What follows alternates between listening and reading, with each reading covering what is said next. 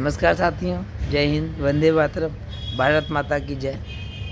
हमें गर्व है कि इस देश पर जहां हम लोगों ने जन्म लिया और एक ऐसी शख्सियत के बारे में आज बात करने की इच्छा है आपसे, जिसके बारे में बात करना सूरज को दिया दिखाने जैसा है। साथियों, क्या कभी सोच सकते हैं जैसे आज़ादी के पहले अंग्रेज़ लोग हमारा अपमान किया करते थे। होटलों में लिखा रहता था, Indian and dogs are not allowed. आज़ादी के बाद भी कोई ऐसी घटना हुई हो और किस रूप में उत्तर दिया हो, ऐसी घटना है जिनको सुनकर वाकई आपको गर्व होगा कि ऐसी महान विभूति में हमारे देश में है जो वर्ल्ड में किसी को भी चैलेंज कर सकती है। मैं बात कर रहा हूँ रतन टाटा की, जिन्होंने अपनी इंडिका कार बनाई थी। इंडिका कार बनाने के बाद इसमें हो गया घाटा।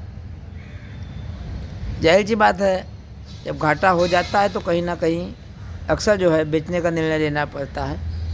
ये अमेरिका गए। मालूम है कि फोर्ड दुनिया की सबसे बड़ी कंपनियों में है, आज से ये बहुत समय से है। तो फोर्ड कंपनी के साथ ही फोर्ड के कंपनियों के जो डायरेक्टर्स है, जो ओनर थे, उनको अपने ऊपर घमंड बहुत था।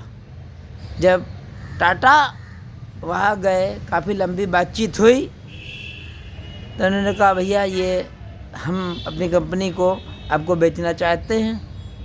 वैसे ही इंडिया की इमेज अमेरिका की नज़रों में क्या होगी, एक छुपी नहीं है। उन्होंने टाटा को इंसल्ट करके भगा दिया। तो टाटा को कहा कि जब आप गाड़ी बनाने जानते नहीं हो, जब इसकी औकात नहीं है, तो काहे गाड़ी बनाने का पंगा ले लेते हो, कुछ और बनाते जो आता हो बनाना।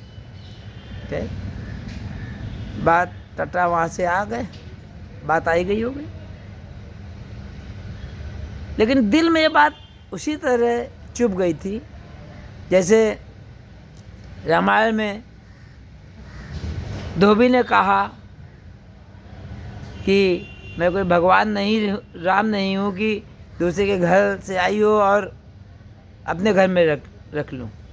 या फिर महाभारत की बात हो, द्रौपदी ने कहा था, अंधे का पुत्र भी अंधा। दुर्योधन को ये बात चुभ गई। बात कैसे चुभती हुई, यही बात चुभ गई किसको, टाटा को। लेकिन इन्होंने कहा, साइलेंटली मैं उत्तर दूंगा और ऐसा उत्तर दूंगा समझ में आ गए, बिल्कुल समझ में आ जाएगा, इसमें कोई दिक्कत नहीं होगी।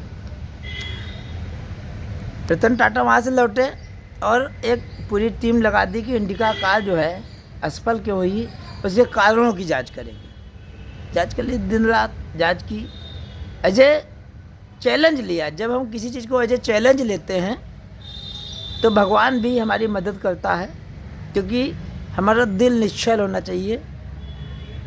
खैर, टाटा ने खूब पैसा कमाया उसी इंडिका कार से और फॉरेन में भी एक्सपोर्ट किया। इसके बाद खेल का असली मज़ा देखिए आप। जैसे इनकी कंडीशन ख़राब हुई, ऐसे फोर्ड के बिजनेस की हवा निकल गई। उनके जो गाड़ियाँ थी, जगुआर और लैंड रोवर्स, सब घाटे में आ गई। उनको पूरे संसार में कोई ख़रीदार नहीं मिला। अरे वही बात है, मरता क्या ना करता। उनको बहुत घमंड था। टाटा के बात दिमाग में थी कि आओ बच्चू। खैर, चूँकि टाटा का तरीका अहिंसावादी होता है, महात्मा गांधी और महात्मा बुद्ध की तरह, उनकी टीम पूरी आई यहाँ पर बम्बई में। कई दिन बैठक चली। जब टाटा ने उनसे कहा, ठीक है खरीद लेते हैं, तो फोर्ड कंपनी के हेड ने खुद कहा, टाटा ने नहीं कहा उनसे। उसने कहा कि ये गाड़ी खरीद के आप ये मेरे ऊपर एहसान कर रहे हैं, इस कंपनी को खरीद के। मैं आपका ये एहसान ज़िंदगी भर नहीं भूलूंगा। धन्यवाद साथियों। तो समझ में आ गया होगा कि टाटा जैसी महान हस्ती वर्ल्ड में कोई दूसरी नहीं है। ये इन्फोसिस के जो डायरेक्टर हैं नारायण, संस्थापक नारायण मूर्ति, स्टेज पर जहाँ भी मिलते हैं टाटा के पैर छूते हैं। ये है शख्सियत। हमें नमन होना चाहिए टाटा पर। सारे जहाँ से अच्छा हिंदोस्तां हमारा, भगवान टाटा जी को दीर्घायु दें। इसी के साथ संतोष यथार्थ को इजाज़त दीजिए। जय हिंद, वंदे मातरम, भारत माता की जय।